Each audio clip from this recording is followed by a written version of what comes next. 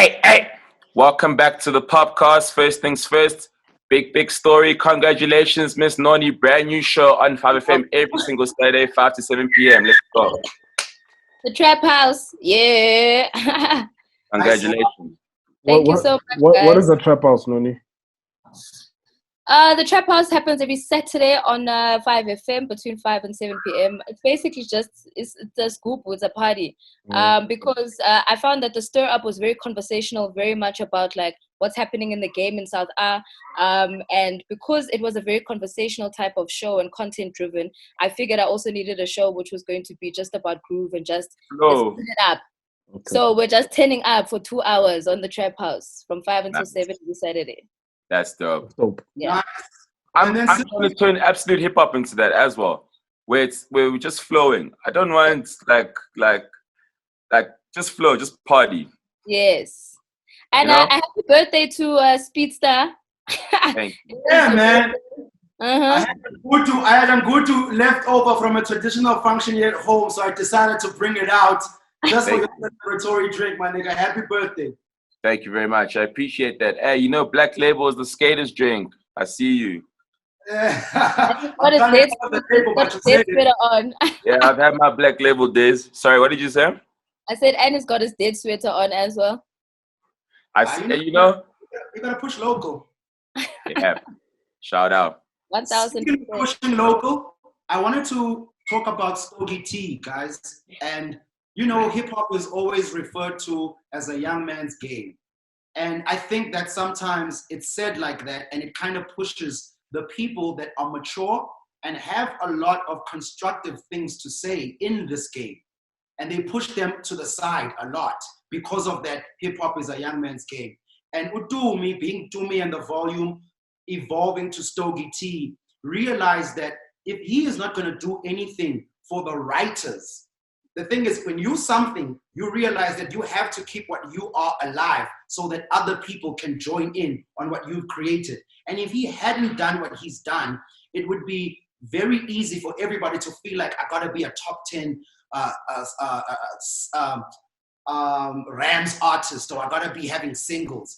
Because of what he's done and what he's done in music, he's now created a place for writers and people with something to say other than people with hits. And I applaud him for that, with the first of all, verse of the month, then verse of the year, and then going on to Freestyle Fridays. He's unearthing a whole lot of talent that might not have been heard had it not been for these times, to allow people to sit there and be like, actually, what do I really dig? What do I really want to do? These COVID-19 times have also given a chance for other people to shine. That's a nice thing about having substance. Exactly, exactly. You can fit in both times. And COVID and this quarantine has really allowed people with substance to emerge, and it's stripping the plastic away from the industry. Yeah. And I just want to shout out Stogie and Freestyle Fridays for unearthing a hell of a lot of artists. This week was a guy named Dukane, a guy named Haiku Moss, there's a girl named Zulu Mecca, there's another guy named Rahim the Kemet.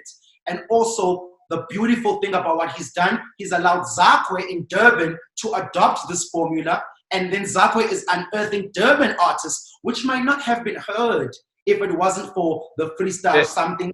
The movement that is happening among South African hip-hop artists at the moment is just beautiful. Like, everything is amazing, and I feel like it's happening the way it was supposed to be happening a long time ago, But because we're not seeing each other, because one is not standing on the couch and the other one has to call to get into the club, there's no comparisons anymore. Now we're really seeing things for what they really are and leaving all the bullshit out. Yeah, it's really dope. And I also think it's like everybody's basically mentioning that this COVID time has been a time for reset.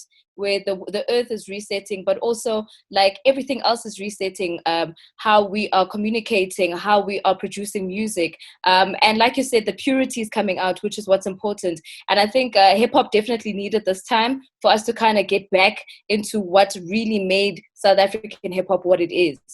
So definitely a big shout out to Stogie T Freestyle Fridays and Zakwe. I saw that as well. There was a girl who I was tagged on who did one of her verses on Zakwe's freestyles, which she was so dope. And like you said, I wouldn't have known about her if it wasn't for Zakwe. So I might even, hit her up and see what we can do. Because me, I'm always about the girls. What's the name? Also, I gotta shout out the corporate that supports Stumi, which is Hennessy. It's easy for a corporate to go, let me go with the numbers.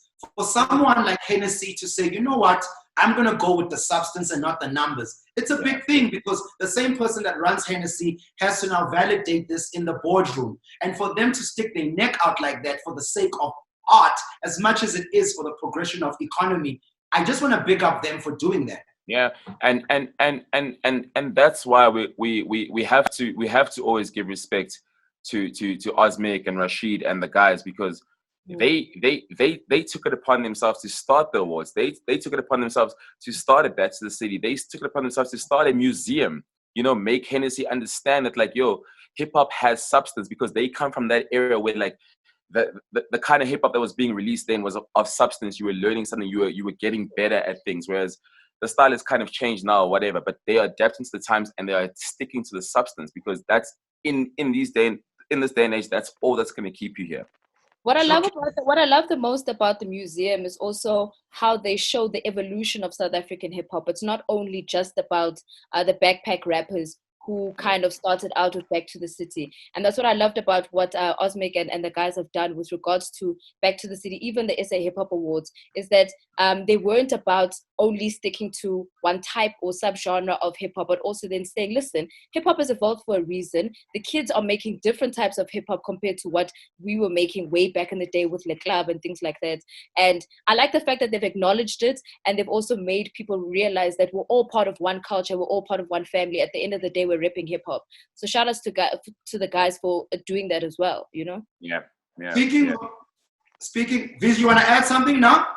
You good? Yeah. Well, basically, I just wanted to say, obviously, shout outs to the brands that are actually coming through. Maybe a lot of them feel like we actually just bash on the podcast, etc.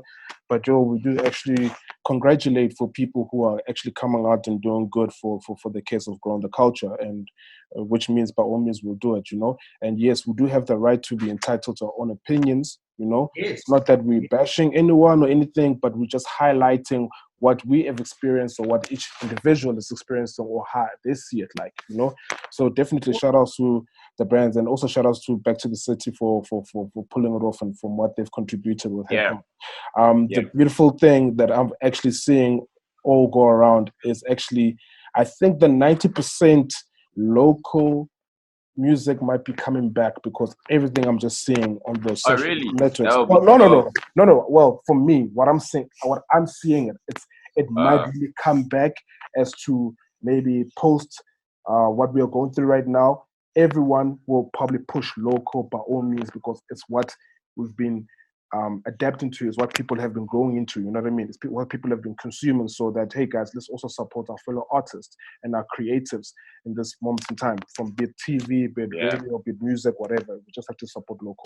That's it. When we get out of this, it's exciting, because when we get out of this, there's going to be so much quality, because people are really, really like, working on their crafts, making sure that everything is sounding nice. I think that like musically, I don't even speak of just South African hip hop, just musically as South Africa, when we get out of this, it's going to be so nice, because you find that maybe like I like listening to like a deep house song, there's a deep house song that I like, but I don't necessarily hear it to the places I go to. But now that I'm home, I'm listening to it, and you find that a lot more people are like that. So when you go out, you're going to realize like, shit, man, actually, let me go to a place where I know they're going to be playing whatever I like, whatever makes me feel good, whatever makes me feel nice, And the nice thing is that there will be a lot of that, because everybody is just in their own zone, like, working on their shit. I'm excited to see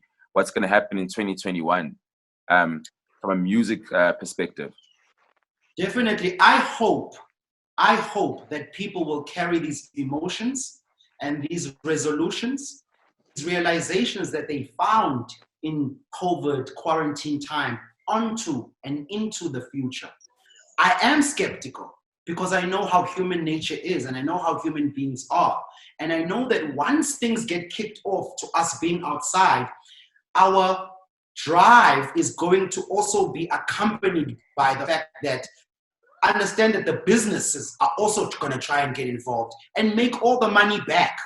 So if people are going to march to the tune of business again, trying to make money back, it might unwind all these realizations and all this real talk and real talent that we are talking about now. I do understand what you're saying and I'm all for it too, and I want it to happen. However, I am looking at it with a skeptical eye on some. I hope motherfuckers keep the same energy when we're not locked in the house. Yeah. And with that said as well, sorry, go on, Cosmo. No, I was just gonna say it's gonna be difficult to kind of maintain the purity, but I think because it's been highlighted now during this time, it's got a leg to stand on and it's got an opportunity to kind of continue post-lockdown because people are listening much more now, which means they're also very aware of where the talent lies. No doubt. And I wanted to double back talking about the SA Hip Hop Awards, Osmic, Back to the City. There's one thing that I really want to address.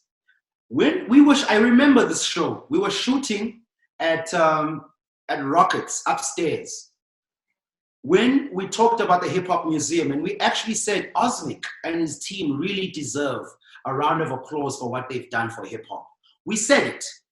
This is after we also said to Dimples that he deserves a round of applause for the blueprint he has set up for events in hip hop. And we talked about Osmic and the SA Hip Hop Awards and Back to the City and so much that he's done with the Ritual Store as well.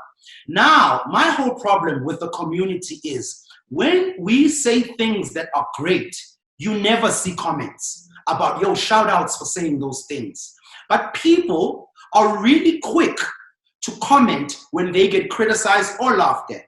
Now, I will laugh at you just like the president was laughed at for putting on a wrong mask.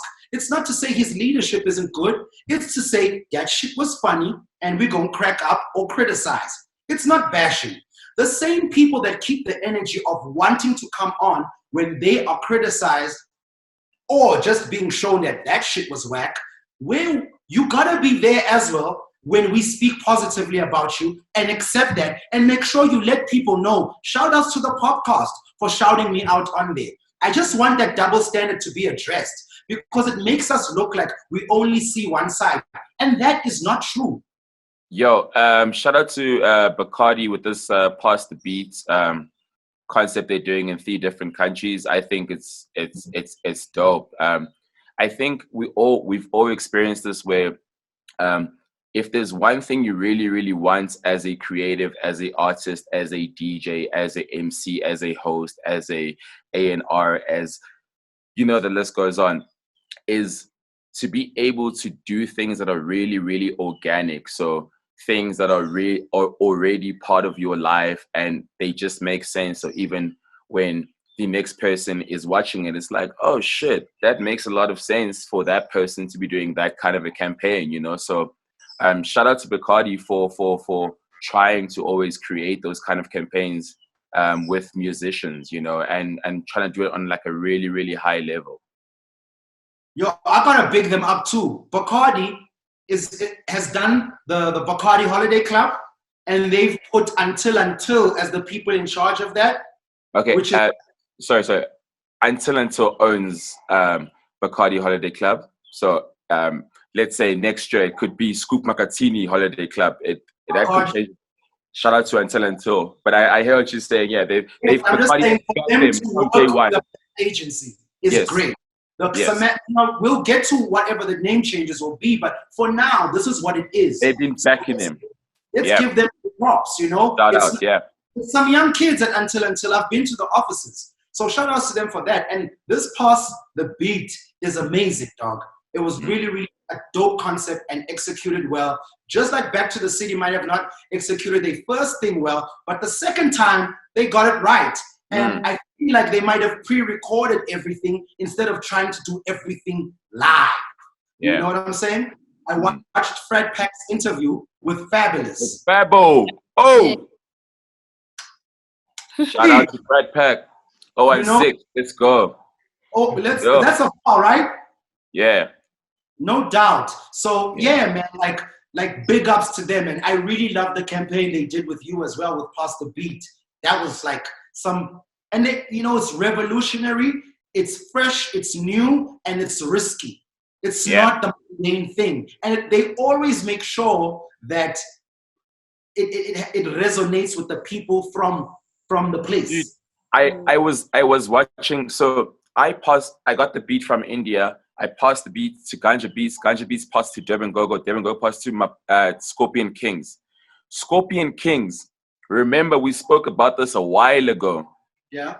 While all these things were happening, they were setting up in Maposa's garage, putting up stages, and they were getting ready for what's coming. Boom, the beat has to be passed to them. I watched that thing. I was like, holy motherfucking shit. I felt like I was at a concert. They killed it, dog. They like what they did. I thought to myself, shit, motherfucker, like you need to fucking also get some shit going, dog. I watched it because I was like, wow. So it's crazy, and it's like they let you nominate other people. So it's like I've been nominating people as well, where I'm like, if you have a DJ friend or a producer friend, like pass the beat to each other, carry on. This is becoming that might be such a dope idea. That might be such a dope idea because now people are getting tired of seeing one DJ playing in the same location on that I'm mixing. Now when you do this thing of pass the beat, and that's the thing about this quarantine time, it is forcing unity. If you are not about unity, you are going to be exposed. Yes. Definitely. Straight up. Speaking of companies that are doing great things, sorry guys, Jameson. Shout outs. I think Rap Life has the contract for Jameson because it started off with Questa, then they had KO, and now they're putting Unak Music. But it's streaming. I think it's coming from the Rap Life, and they becoming the agency for making Jameson do what they do for our culture. And I just want to shout that out. Like Jameson doesn't say much, doesn't talk a lot, doesn't want to. Remember the Jameson OT? What are those parties? The OT. Yo, those were so dope. Yo, the house parties back in the days. Remember those? Yo. Yeah.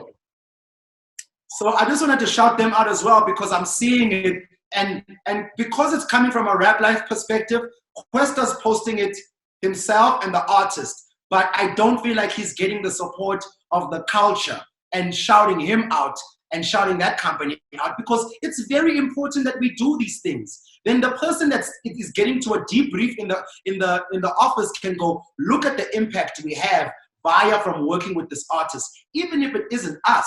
You know what I'm saying? Yeah. But I think the main takeaway from this conversation also is just seeing how specific companies and brands are also then highlighting the agencies or the agencies that are busy within the culture so that they can actually articulate these things properly. Like you mentioned, Until with Bacardi, Rap Life with regards to what they're doing with Jameson. It's so awesome to kind of see that they're saying, okay, fine, you guys are the leaders in your section of the culture. We're going to give you full reign to kind of run with this thing and make sure that you give us a product that we want at the end of it. And that is basically talking back to what you had preached about earlier, Scoop, about making sure that the culture is protected. And I think that's the important part about it, No doubt. Viz, you want to add on that? My 2 cents is, I think also shout outs to the guys and what they're doing. I think for me, it shows that the guys are being creative, not just sitting at home doing nothing. And also it shows that doors are opening, that the right people are in place. Do you understand? I think at the end of the day, that's the most valuable thing, that the right people are in place and the right people do see their creativity. Not that I'm going to put my friends on. bullshit, because that happens a whole lot of the time. So I will stand by whatever I say, but still, I do feel like a lot of bullshit still happens within, because not everyone gets exposed, but it's always posted around our friends. No doubt. That like ties into that JR tweet. Yeah. I know, VG, you wanted to speak on that JR tweet. No, definitely. I think with the JR tweet, it did make a whole lot of sense. Just tell put people into context of what he said and then move on. Let me look for it. I think it's on our group. Okay. Or we can come back to it after we talk about Malume and Ricky's battle. Yeah, come back. I found the tweet. Let's just finish up. Nice one, Cosmo.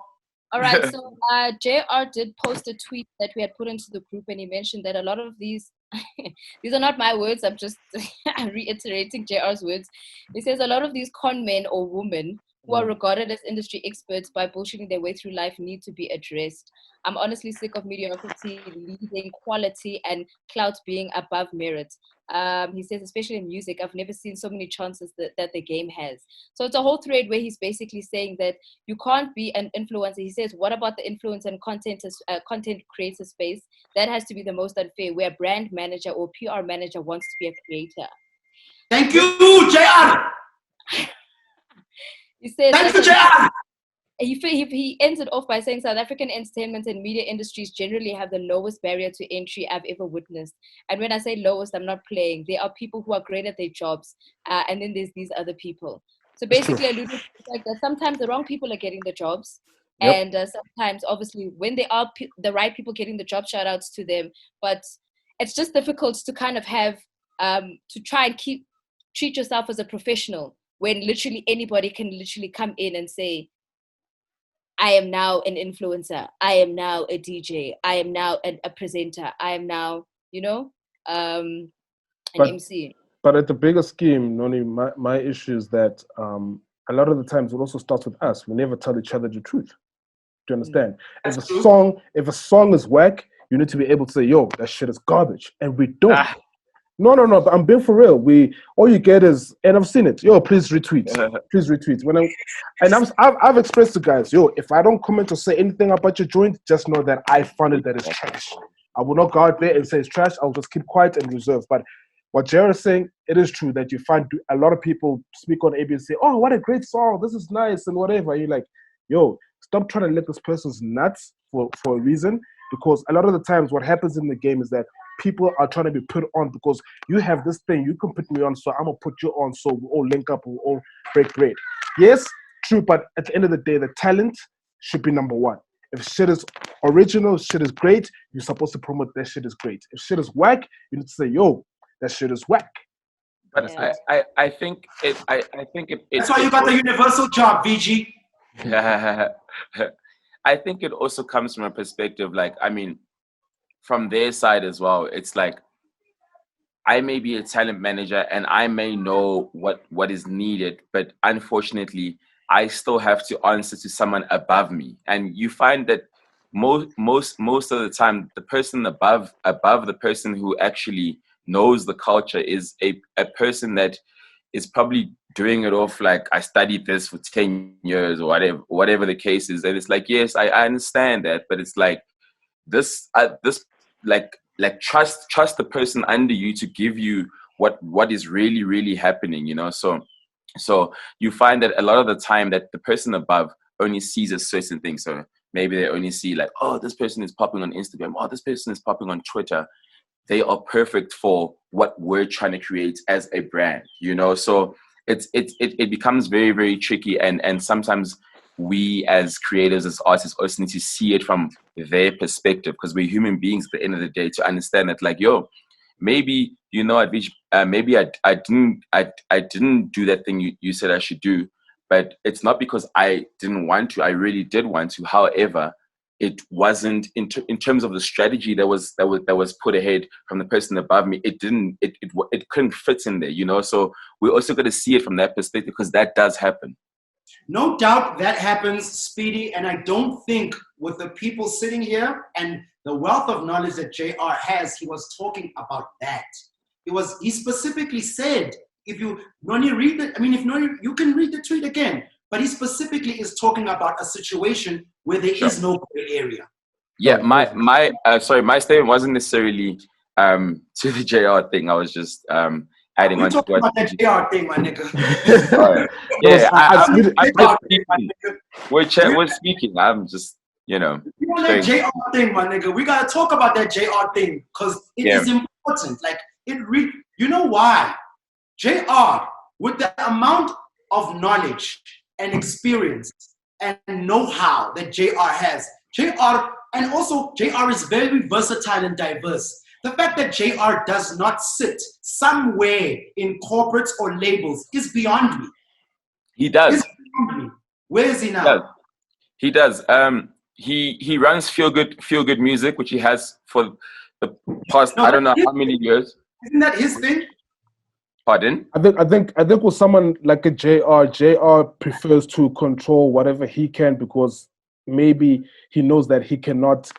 So much red tape will probably bind him when he talks about mediocre. You know what I mean? has been pushing that vibe with feel good since I forgot what the album's name was. It was like a cover. Colorful. Cover, like I think it was a colorful.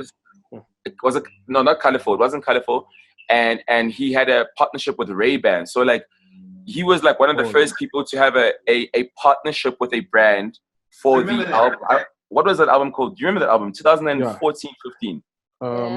I think what Speedy's basically alluding to with JR, he's saying that JR has the influence with these corporates to actually steer things in certain directions. So because, like you said, the know-how, the versatility, the fact that he's been in the industry for so long, he started that shit. He runs it from his own agency, but he has a lot of influence with regards to different brands as to how to infiltrate. He started all the shit of making brands understand. Guys, I understand what you're saying, and you guys are right. AR and WHP actually got the first R1 million deal in this game through Vodacom with Make the Circle Bigger. JR got a partnership with Renault, where JR had a first single, Khatalena Joe, and Renault gave him a ride. JR, what I'm trying to say is, when you say Feel Good series, he has to do this for himself. He would love to do this for the culture, but he is not put into position of power so he can do that. Instead, they put slack, lackadaisical, mediocre, non-informed people in the positions that he should be in, because now he is. But he is. I mean, remember he won Clash of the Choirs. He's the judge for the other SCBC one. Let me finish a bit, please. Sorry. What I was trying to say is, he is speaking from a point of, just like us, we are earning money. We are getting what we should get. When you want to serve a culture that has given you so much, you need to be put in a position to be able to do so. If you are not, it forces you to only think for your stomach.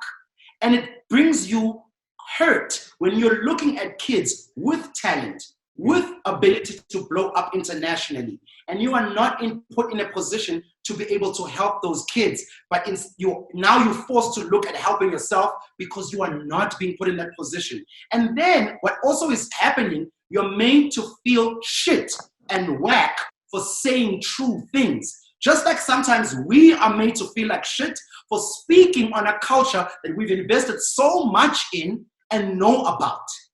This is what I'm saying about what JR is saying.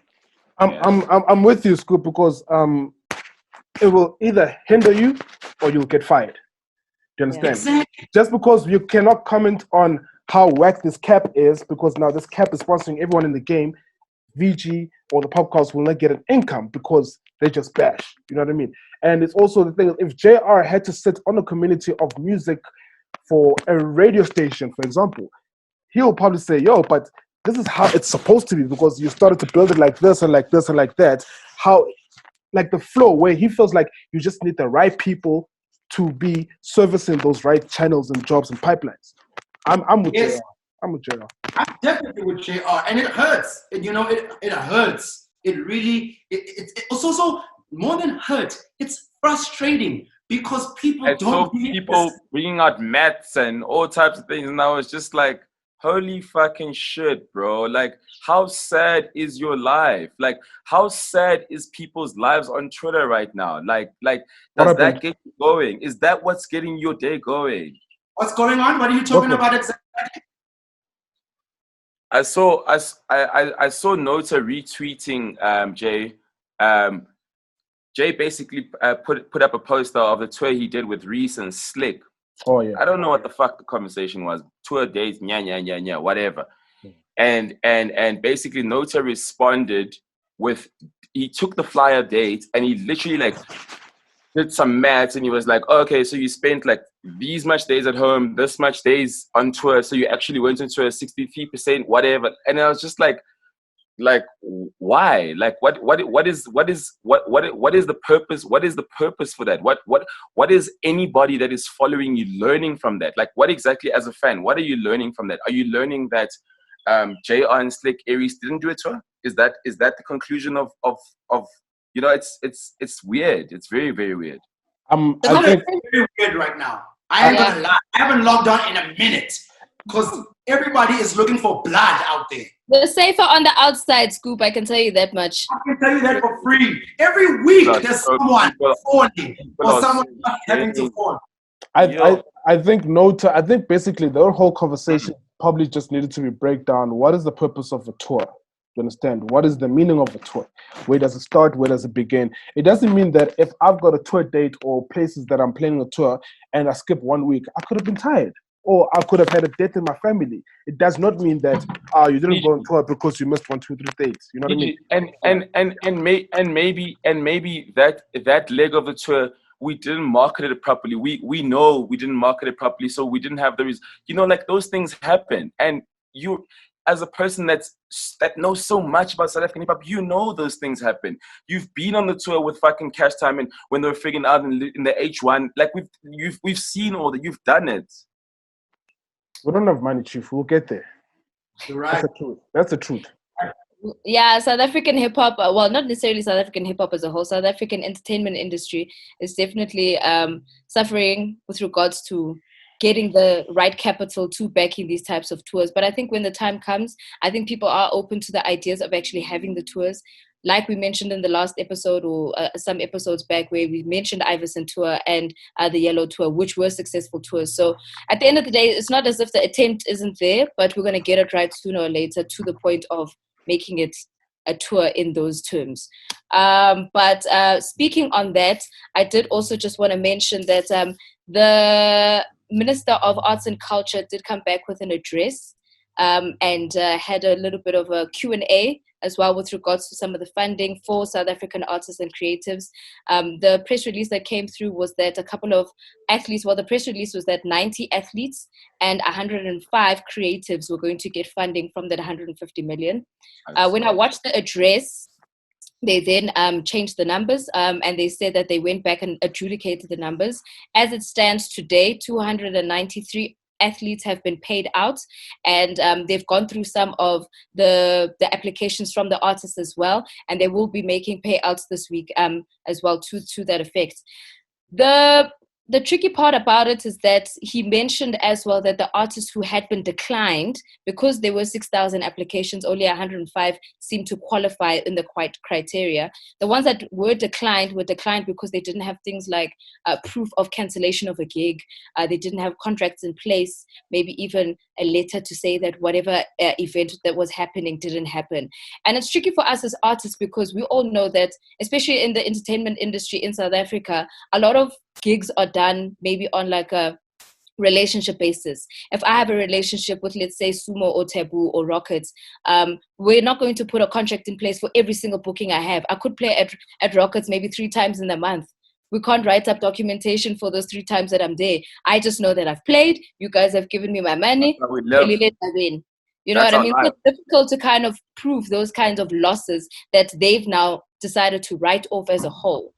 Also just wanted to mention that they did say that with the payouts and the relief schemes that they are going to give to the artists and athletes, they're only giving at a cap of 20,000 per person, whether you're an athlete or a creative. That's as far as the amount that they are going to pay out per person, per individual. So my question also then lies in that if they're giving 20,000 to that few amount of people, where's the rest of the money? Who are these people? Are they actually putting these people out on the public platform to say these are the people? They mentioned the different federations, because obviously with sporting it's a little bit easier because they've got sporting bodies and codes that they answer to. So from a sports perspective, they were able to answer to say that they've paid out to like netball, gymnastics, boxing, canoeing, all those types of sporting codes. But I think for artists, they didn't specify, and I think that was the most heartbreaking part for me. And also obviously being written off because we didn't have proof of contract. So I don't know, it's a tough one to kind of swallow. Very tough. It ain't tough, my nigga, it's whack. It ain't tough, it's whack. First of all, to even have the nerve to say 105 creators. Let's start there. 105. Let's start there. Even though you bumped it up to 200 and something, okay, cool, sharp. It's just whack, dog. It really is on some whack level. And personally, on a personal level, I'm tired of talking about this issue. I really am.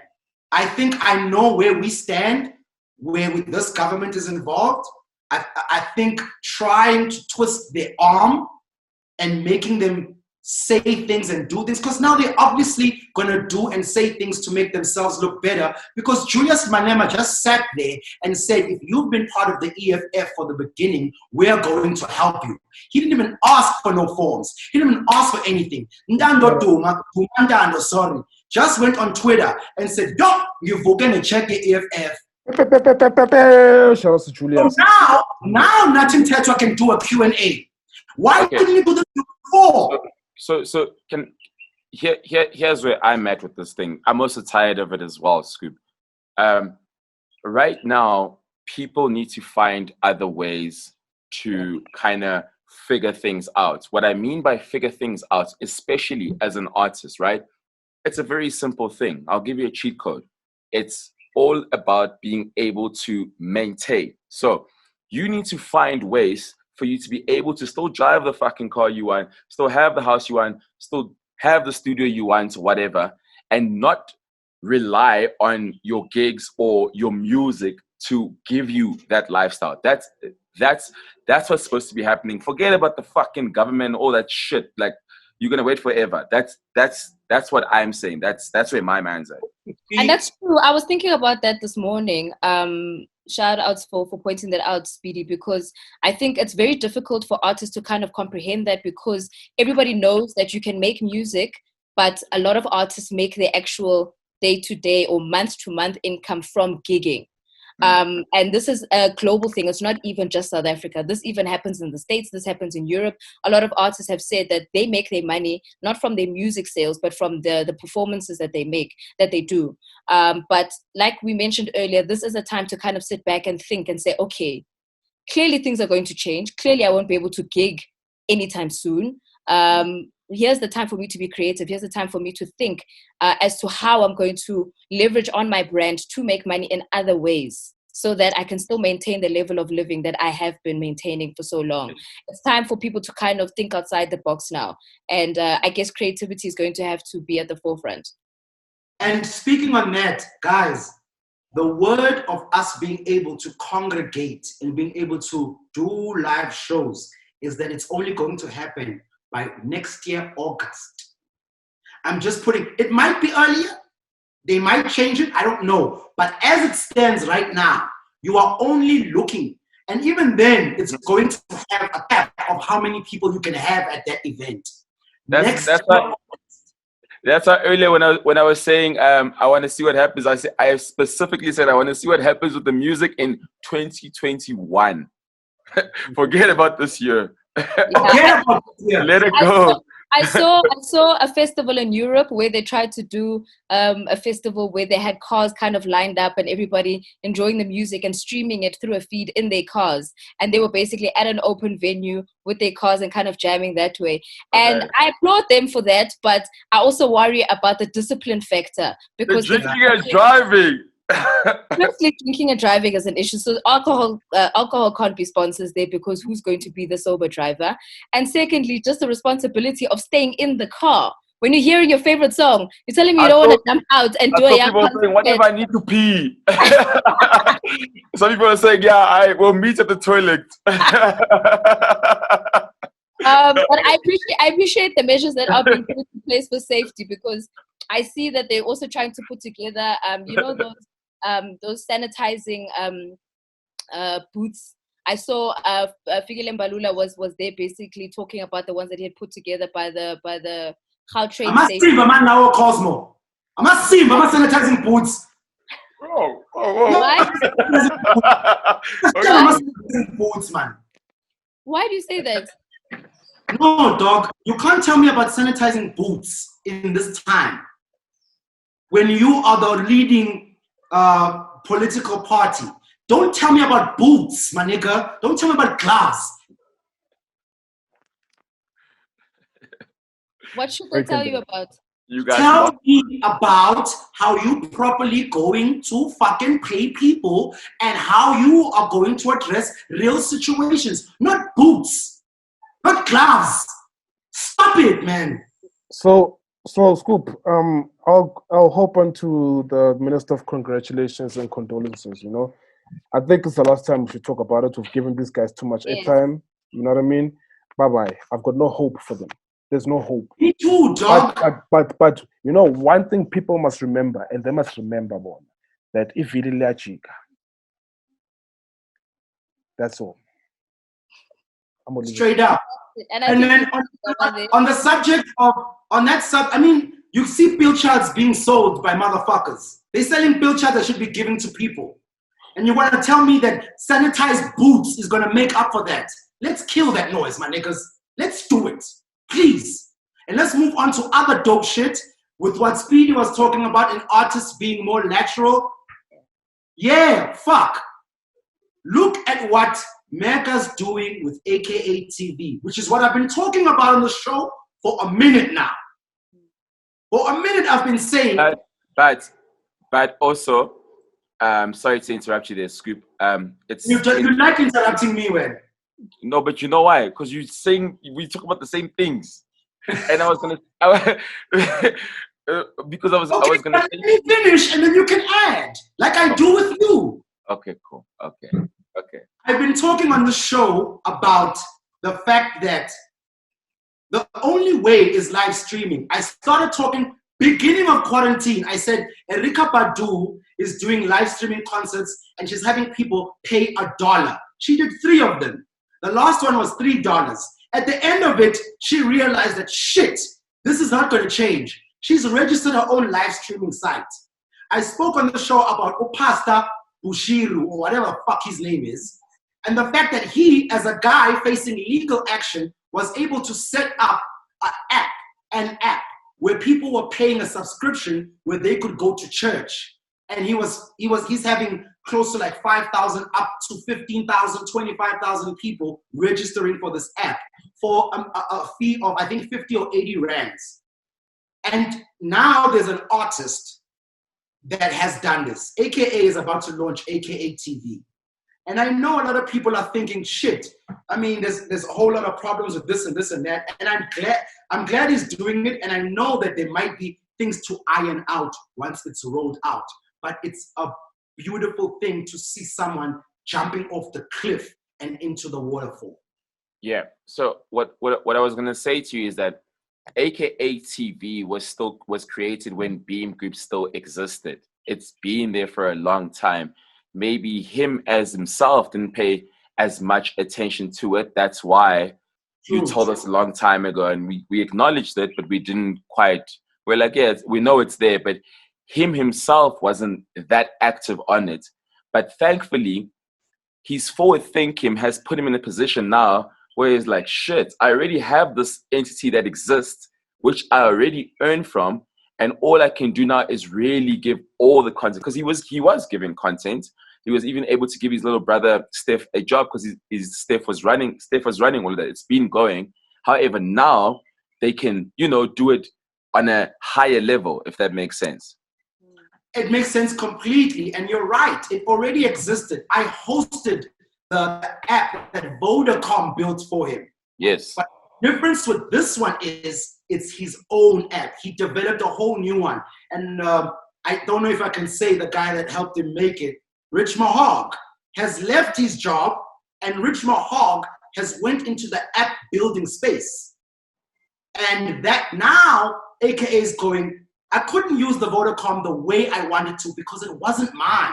But with my own app, I can get my own impressions. I can get my own analytics, and I own everything. And this is the reason also why you don't see him on the internet as much anymore, because he's realized that, fuck, I offer so much entertainment for these people.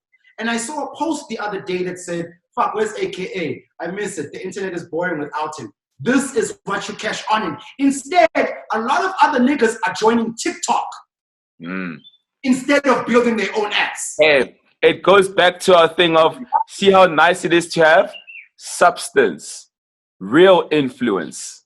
You miss it, motherfucker. But you know what? You gonna pay to see me now, bitch. No.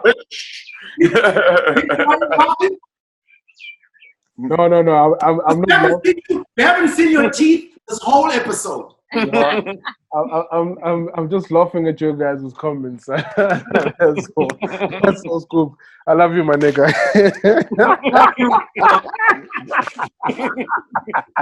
Oh shit! Ah, damn it.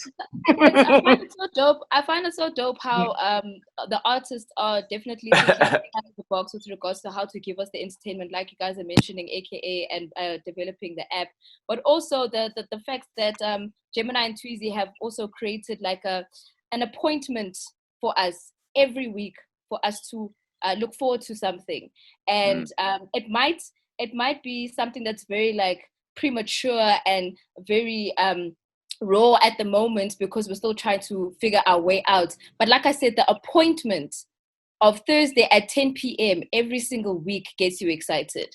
And this past week I think was maybe one of the best ones that we've actually witnessed. It was 2 hours.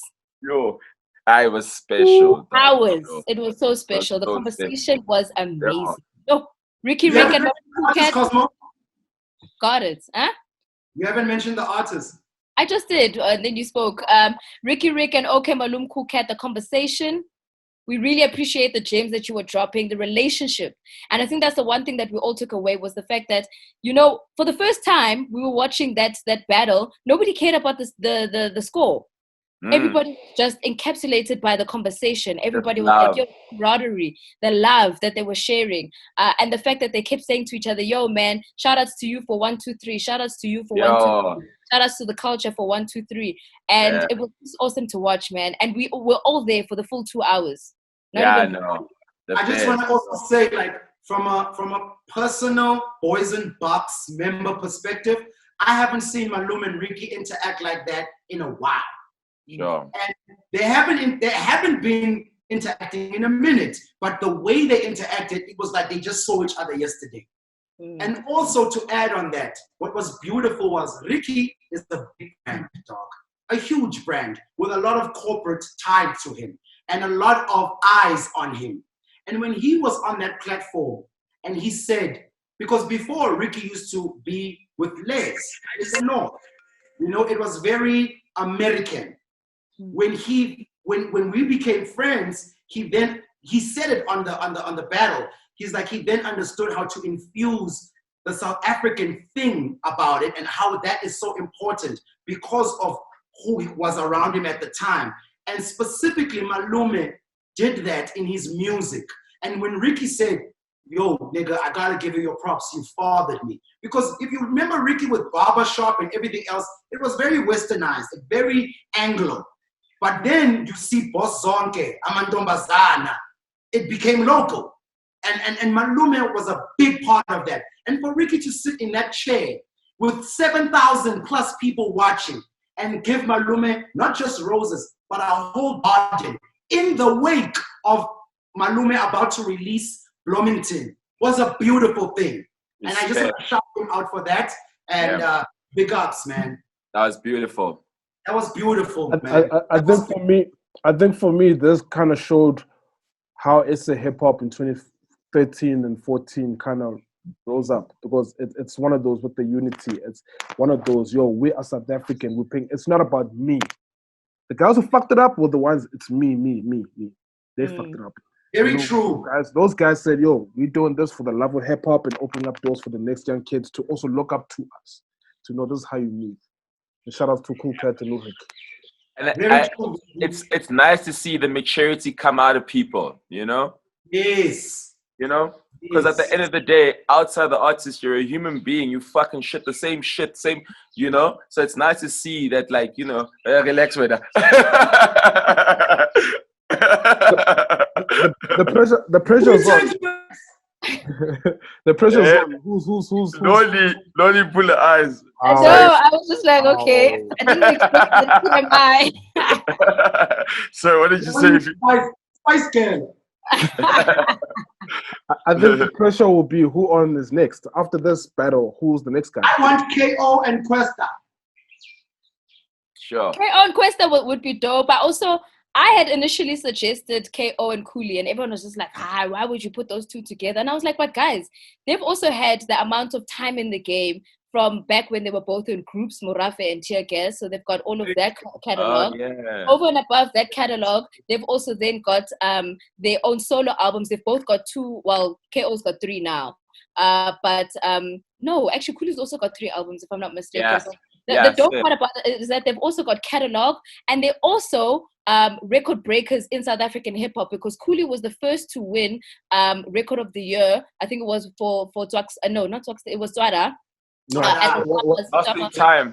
No, wasn't the best man? Wasn't he the first hip hop? No. He was the first to get album of the year. Sorry, it was album of the year for Lost in Time. I apologize. It was album of the year, Sama, for hip hop, and then for KO it was single of the year, which was Kara Kara. So they were both record breaking from a Sama perspective. So for me, it was more of a history perspective of my putting the two together. I remember that. I didn't understand it, but those summers when Kaka was Song of the Year. We're starting to come up, and Major League were the official DJs for the summers. They're like, yo, you guys are on now. They're like, yo, let the group like, boys, yo. It's crazy. And also, I'd love them to do something. You see now, Swiss Beats and Timberland have Jill Scott and Erykah Badu May 9th. Yo, so I also came to the other live. Sorry, you're repeating this thing, and maybe Cosmo won't stop you, but I'm gonna. It's his birthday. I'm letting him go. I'm giving him a free pass. No, Speedy, it's your birthday, and you've got nice shades on that match your top. Talk. Come. I was just saying, Swiss Beats came to Riky and Maloom's live. I'm really sorry. Yeah, he did. He did. I was going to say that it would be nice for, after the raps or in between the raps, for them to branch out and go to other soundscapes of South Africa. I think that they tried it with the Teleman and Secho. So I was also appreciative of the fact that people actually got to hear their catalog, because Teleman and Secho have been grinding in the hip-hop space, and people didn't give them that much props until they watched that live. And then they were like, oh shit, actually, this is really dope. But I'm with you with that, Scoop. We definitely need to start celebrating other genres within the hip-hop space. All I know is that Kent will kill all of them. Yo, Kent. Imagine, okay, I know it's a long ask, but I'm trying to put into mind what I'm talking about. Imagine like Oskido Maporisa. I would put Maporisa against Cleo. Oh! Why? Because they're both like talented producers, and they both made hit music across all genres. But you remember, apparently, Maporisa pulled a tweet from long ago when Maporisa was on the cup, and Cleo basically, I don't know what the story was, but Maporisa still holding on to that thing. Even Cleo is like, it's over. Maporisa still holding on to that thing till today. I think people are gonna say Speedy doesn't like Maporisa. Speedy is the same guy on the show that I love Paulie in the beginning of the show. So guys, please just relax. But maybe I'll tell you Maporisa and Prince KP.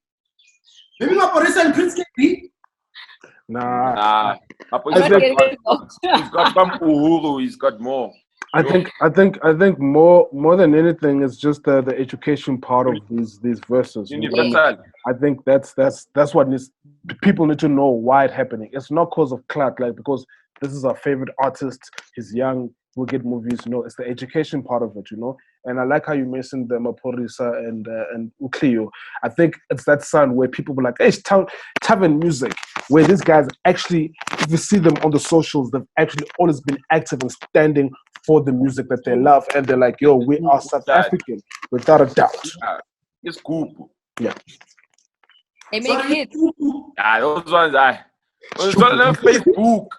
Those guys have been making lots of hits. They've made, if there's guys who have made hits, they've made them, boy.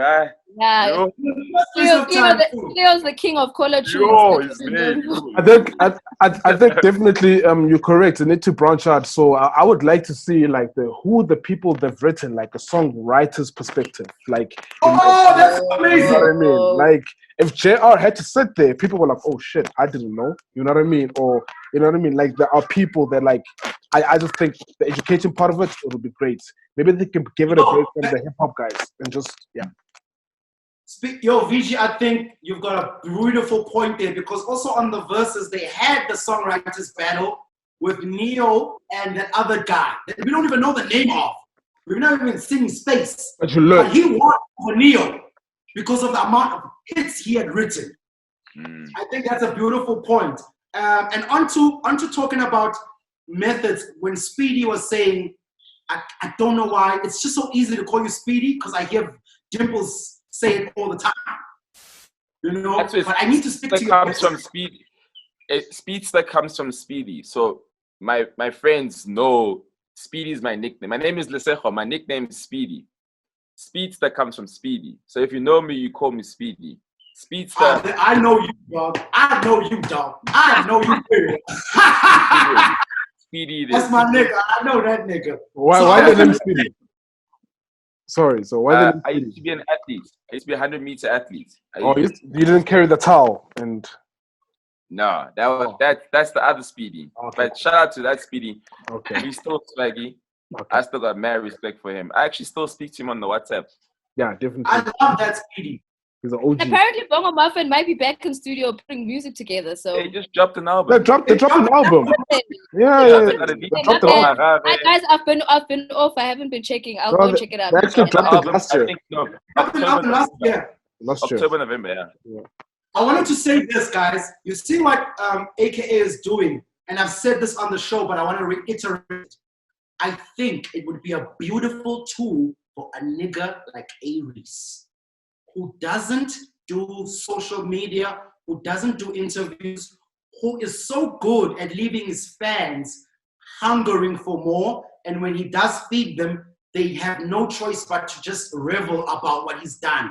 I think it would be such a great tool for him. Not just, because when I thought about it, I said it on the show, I said website, which then gets content and live streaming. But an app for a nigga like Aries, and that's when I talk about the business element of him that I don't be sleeping on, but I definitely think he should attack it and not think about it anymore. He's definitely got a big following that will definitely support him. And like you said, like you mentioned, that he definitely got a big following. And he might be off the socials, and that's when people are always like, Reese. We want more from Reese. And he just needs to package it in the way that we can also, everybody can kind of consume it. So shout outs to his fan, shout out. I'm a big Reese fan. I just, I think like you're mentioning is that if he can tighten up and make sure that there is a tool for him to give us the content, it will be even bigger than he could actually imagine, Exactly. It's there, Noni. It's right there where you're saying it's in that pocket. Like, it would be so huge, man. I wake up every morning, and when I'm on the gram, it's something about him. It's either a quotable or a fan going, Paradise 2, we can't wait to hear you. But people want, and he's done a good job at being that aloof, but also feeding his fans. And I think he hasn't unlocked that safe of the money and the influence to be able to dictate what you put out to the people. Like you podcast, microphone, no. Hey, we can hear you. Hey, but also, no shame, man. It's his birthday. People are calling to say happy birthday. Okay, and my battery's dying. My laptop's dying. Let's wrap it up. After the shoot, I'm gonna call you for your birthday. God damn it! Let's have a shot. Can we have a shot right now? I don't know. Or a shot or whatever. Yeah, even if you drink water, guys. Yeah, get a shot. Wait, give me a sec. Just keep the people entertained here. No pray, or not no pray, but talking about. Cheers, guys. Cheers, my boy. Cheers, Speedy. Happy birthday. 28 and counting. Woo, show Fruitman. So Fruitman Speedy manje. Yeah, Fruitman. I matriculated in 2010, so this year is my 10 years out of school. So Fruitman. No, Joe. I know. I think say again, that was so dope. No joke. I still got man, Joe. That's so dope. I wanted to just to close declare something. I've seen it a lot of times in the comment section where like Vigi never tells us anything about where I'm working at. Guys, please do know that I have to protect myself and I have to protect the company that I'm working for, regardless of whatever. At the beginning of the show.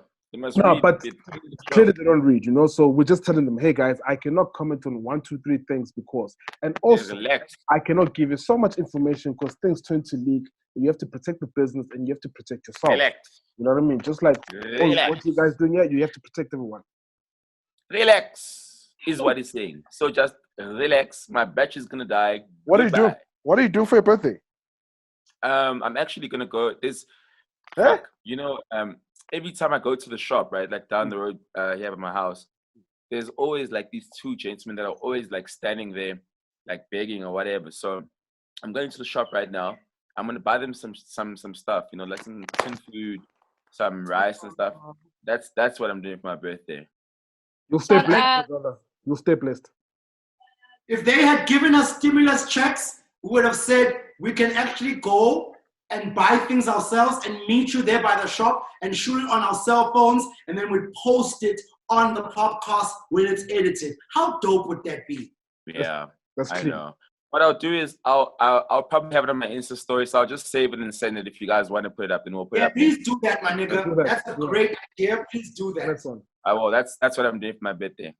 Sure. And just to wrap it up, there's a guy, his name is Freedom. He's from Ghana, and he's made a State of the Nation address in Ghana. He lives in LA, but he went back home. He made a State of a Nation address in Ghana about the treatment of Africans in China. And he had a whole media partake in this from Ghana. Our country has not addressed it. I do want to send DZ the footage, and I will. It's on IGTV. I probably will send it to you guys individually as well, but I want this to be played because I don't think people understand what I'm talking about. And all these things are on World Star Hip Hop, mind you. What footage are you sending to DZ? The footage of the speech that this guy is making. In the speech, he has the cutaways of the ill treatment of Africans in China. I thought you were saying you were gonna. I was gonna say we had already put up the video of the ill treatment. No, now we have to intensify. Okay, yeah, I understand. Yeah. So I'll send it to you guys individually that you guys can see it as well, and I'll send it to DZ too. But to have someone speak on it, this guy is very important. He's kind of a big deal, but not everyone knows him. And to have him say the things he was saying and show the footage was crazy. Yeah.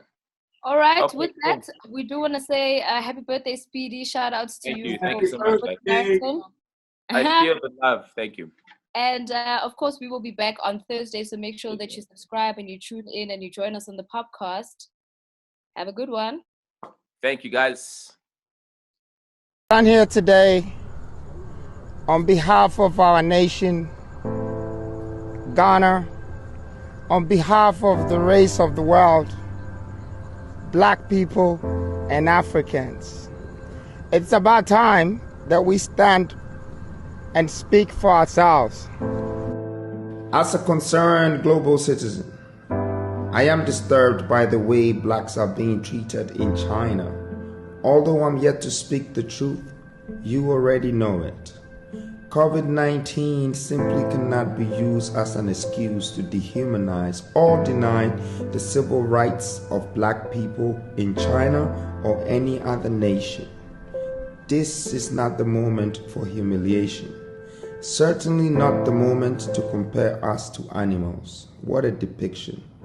Besides the fact China depends partly on us for their mineral resources, we also contribute immensely to the Chinese economy.